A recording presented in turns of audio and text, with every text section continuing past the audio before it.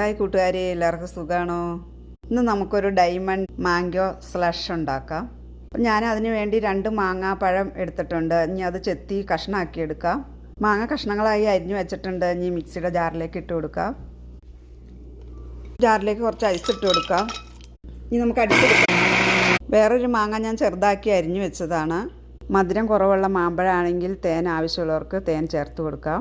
ഞാൻ ഈ മാമ്പഴത്തിന് നല്ല മധുരം ഉള്ളതുകൊണ്ട് തേനും പഞ്ചസാരയും ഒന്നും ചേർത്തില്ല.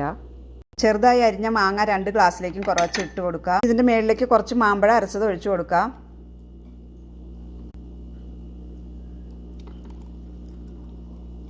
ഇപ്പോൾ ബാക്കി അരിഞ്ഞ കഷ്ണങ്ങൾ ഇതിൻ്റെ മുകളിലേക്ക് ചേർക്കുവാണ്. ഇപ്പം നമ്മുടെ ഡയമണ്ട് മാംഗോ സ്ലഷ് ഇവിടെ റെഡിയായി.